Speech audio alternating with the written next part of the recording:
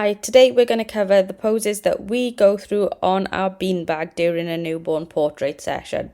So the first pose that we do is tushy pose, as you can see is being shot there, and then we move straight into head in hands if we've got a baby that is settled enough. Now this is in an ideal scenario where you've got a baby that is nice and sleepy and you're able to move them quite streamlined. We wouldn't pose a baby in this position if they were slightly alert or if they were giving any sort of resistance. So this is an ideal scenario. Obviously, as you can see, that was a composite, so baby was being supported at all times, and you should never take your hands off if you're doing head in hands pose. Once we've done head in hands pose, then we slide the beans on the beanbag over ever so slightly and we tilt baby down into what we call a rested pose.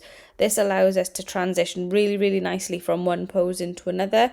Baby doesn't get disturbed at all in any way, so that's really key when working through your workflow, is that you're doing as much as possible with as little disruption to baby as possible.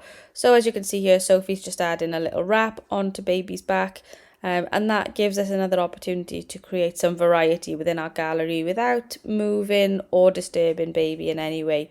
So we'll do as much as we can without doing any sort of physical movement of baby to make sure that we can make the process as comfortable for baby as possible, whilst also capturing a beautiful variety of portraits for parents to choose from. So once rested pose is done, then what Sophie's doing here is she's just moving baby's legs back a little bit. She is blocking the view here, but obviously we want to make sure that baby's dignity is covered for the purposes of this video. In future, we will do a workflow where baby is nappied up so that we can show you the full workflow in a bit more detail, but in a session for a client, this is just some sort of behind the scenes video that we've shot on the fly. So we'll do some tailored content that we do with a purpose in future to give more insight into this.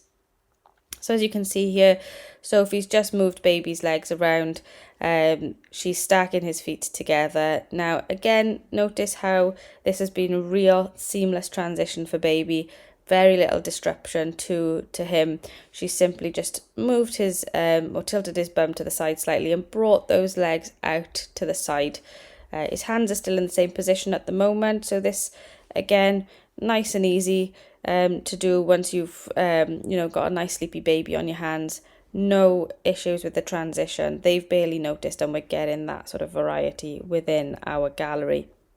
Now we can do another few adjustments here, again to not cause any disturbance to baby, but to get even more selection of images within our gallery. So what Sophie's going to do here now is just move baby slightly. So Jordan will be instructing Sophie on moving his face around or his chin and things like that to make sure his angles are right in camera. Again, that's something else that we can cover in another video, but once he's happy with that pose, we will then move on to do another small adjustment to create a different image to add to the gallery as well. So you'll see that coming up in a second.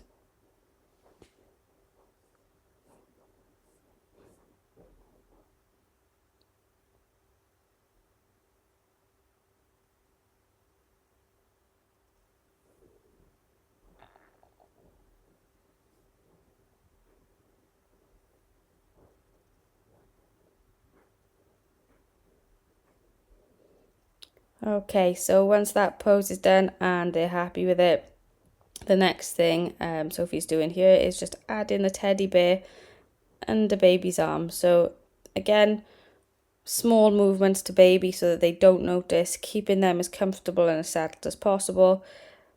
These small movements, again, allowing us to create more images to show to our clients.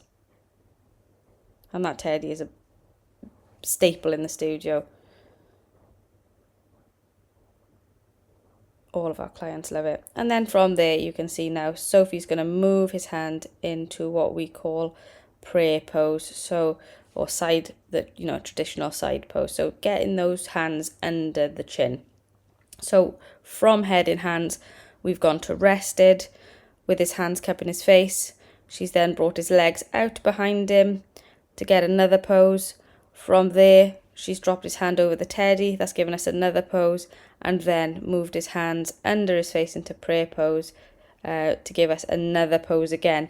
And that's all done with very little movement to baby and giving us a lovely variety of images to be able to show our clients when they come back to view at the studio. So it's all about that process of small movements and making things as comfortable as you possibly can for baby, to make the whole experience an enjoyable one for not only for the baby, for the parents to watch. They don't want to see their baby distressed. They want to sort of be able to sit back, relax and enjoy that process.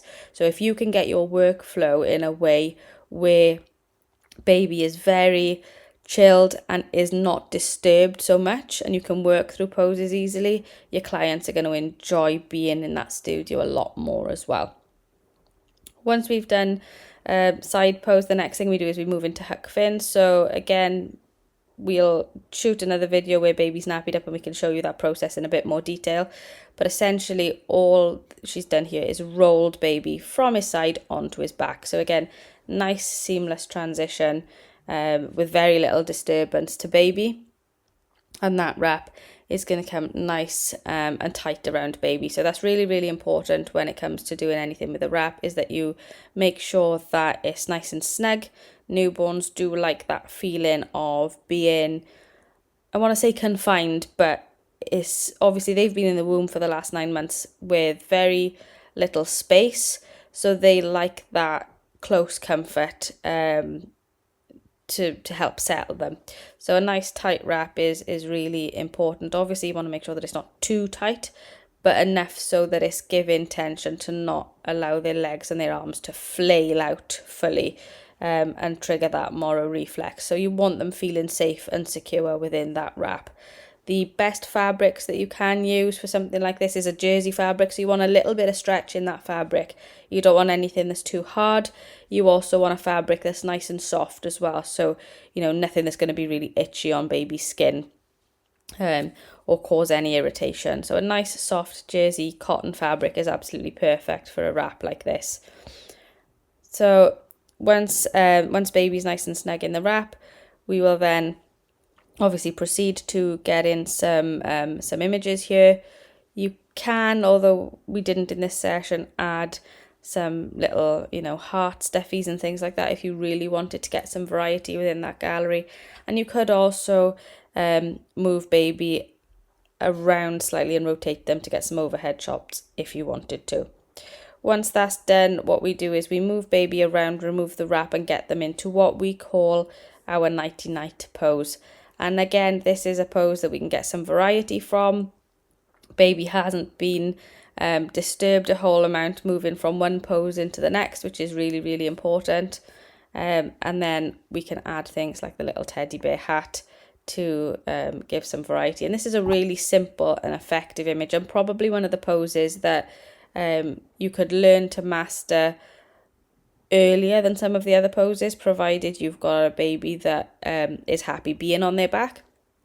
It's not particularly complex, and you know, even if this pose is quite relaxed, then it can still be an effective image. Whereas, you know, if you've got baby in tushy pose, for example, or in side pose, you really want those hands and their fingers to be as straight as possible to give you a really nice polished image. This pose, you've got that range to be a little bit more flexible on, you know, the positioning of baby's hands and things like that. So I would definitely recommend working on that pose. It's a really saleable image, and really will a parent walk away from a session without purchasing that image. So once we've done that, that's it for our beanbag workflow. So come back and we will show you some more in the future.